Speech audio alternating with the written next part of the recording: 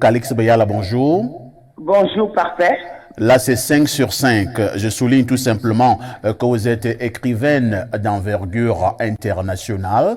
Je vous pose une question au moment où nous parlons de plus en plus de l'élection de 2025. Ils sont nombreux qui pensent que Franck Biya se positionne pour remplacer son père.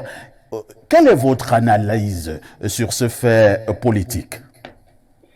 Écoutez, ils sont de plus en plus nombreux à le penser parce que peut-être que les autres ont montré des signes.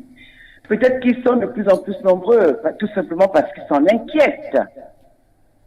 Mais c'est pas qu'ils en sont heureux, d'après ce que j'ai pu constater. Je suis quelqu'un qui j'ai toujours dit que le Cameroun n'est pas un royaume. Certes, tout le monde a le droit de se présenter, même le fils du président. Certes, c'est un droit. Mais je pense que même quand il y a des droits, il y a des devoirs. Il y a la décence. Il y a le respect de l'autre. Il y a comme ça des rétentions personnelles qui peuvent nous pousser à pouvoir obtenir des choses et à choisir de ne pas les obtenir. Voilà ce que j'en pense. Vous connaissez ma position, je ne m'en suis jamais cachée. Je suis contre toutes les successions, mais la question essentielle qu'il conviendrait aussi de poser, quelles sont ses faits d'armes en tant que politique, en tant qu'intellectuel, etc., etc. Qu'est-ce qu'il a démontré au monde? Quelle association a-t-il dirigé? Par exemple, moi, tout le monde sait que je suis la patronne des Noirs de France, c'est-à-dire une association qui compte plus de 40 000 personnes. A-t-il dirigé une association même de quartier? A-t-il l'habitude de gérer les hommes? Parce que tout ça, c'est important, la gestion des hommes, au-delà des diplômes. Et puis, je tiens beaucoup à ce que le Cameroun se moralise. Je vous dis quelque chose, monsieur Parfait.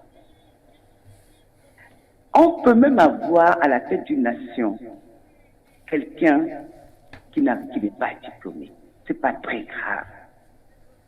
Mais on doit avoir quelqu'un qui a le sens du devoir et de la moralité.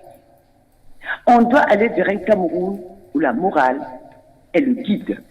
Parce qu'une fois que tout le monde sait qu'il ne faut pas faire ceci ou cela, que ceci est mal, que ceci est bon, une nation peut déjà commencer à tourner. Je n'ai pas dit à se développer.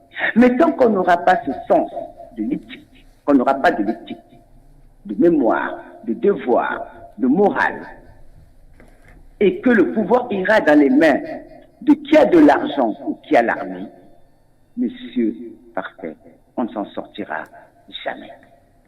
Et je tiens à ce que le prochain président du Cameroun, d'où qu'il vienne, soit un homme de devoir, soit un homme moral.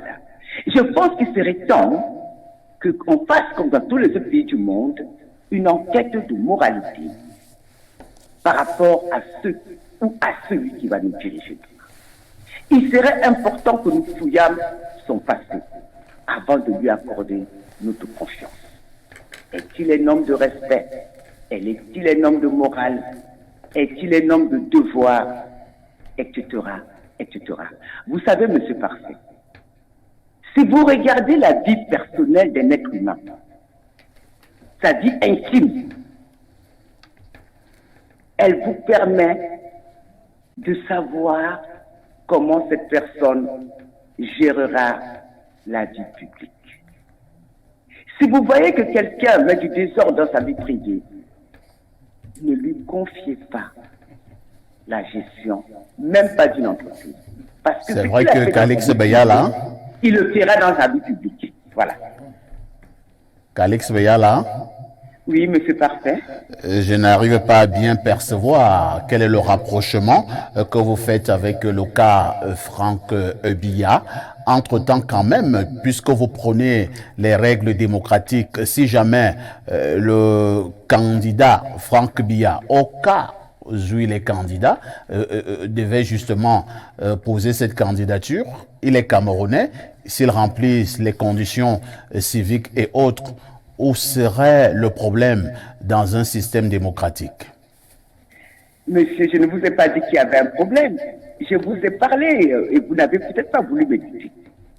Je vous ai dit qu'il y a des choses dans la vie qu'on peut faire et qu'on renonce à le faire par devoir, par élégance, par morale, par éthique. Il y a beaucoup de choses qu'on peut faire et qu'on ne fait pas. Par exemple, vous pouvez faire ce que vous voulez dans votre vie, boire autant que vous voulez, et vous choisissez de ne pas boire. Le vrai sens de la liberté commence quand on ne fait pas ce qu'on a le droit de faire. Et je pense qu'intellectuellement, vous êtes d'un niveau assez élevé pour avoir compris toute la dimension philosophique de mes propos. Il est libre de le faire.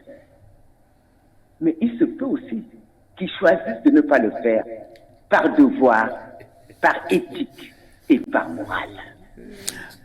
Merci, Calix Beyala. Certains estiment que pour une certaine paix et maintenant une continuité dans la gestion des affaires publiques, Franck Biya serait l'homme de la situation. Un avis probablement que vous pouvez partager.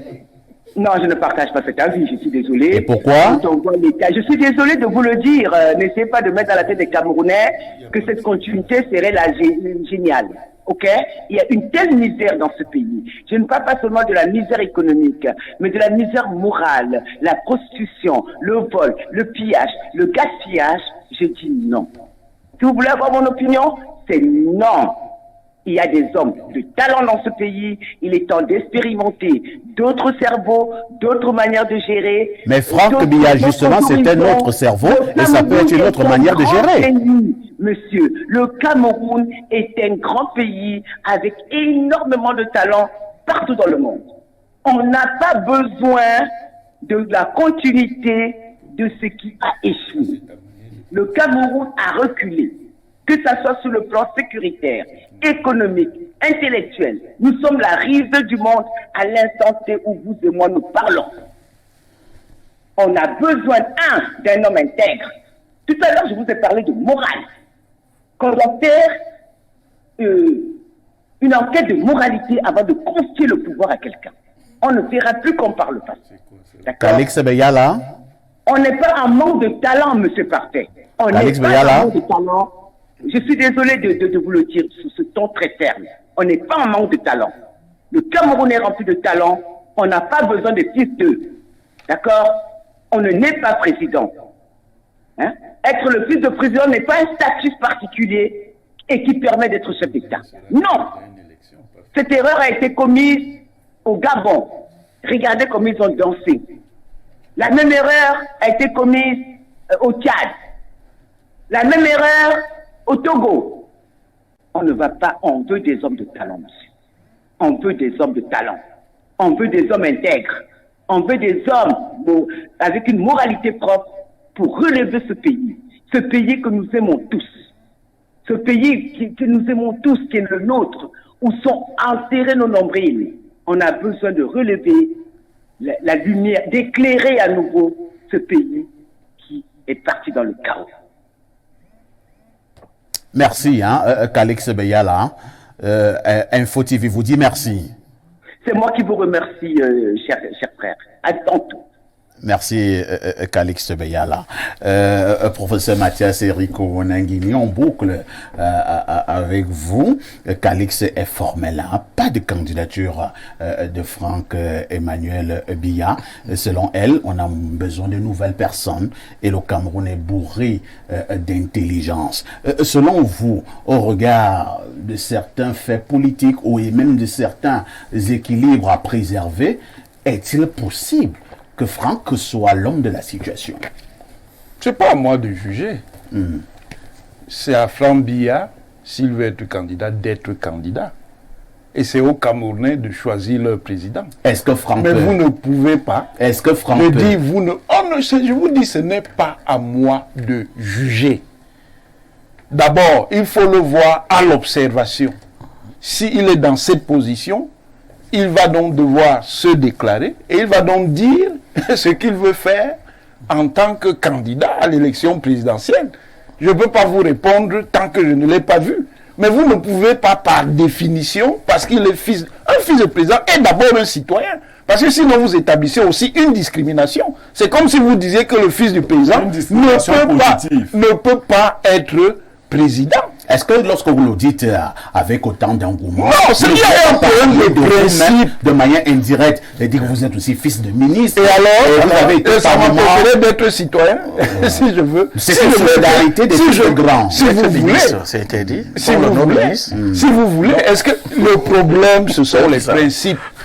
Si quelqu'un qui est citoyen d'un pays respecte les conditions pour se présenter, il se présente. Maintenant, ceux qui estiment qu'il n'a pas la capacité, qu'il n'a pas la compétence, vont faire d'autres choix. Répondez-vous à ceux qui pensent que si jamais monsieur Franck Emmanuel Biya prenait le pouvoir par des méthodes démocratiques, comme vous êtes en train de l'énoncer, le pays pourrait connaître un certain nombre... Dans la démocratie, c'est d'éliminer le choix démocratique.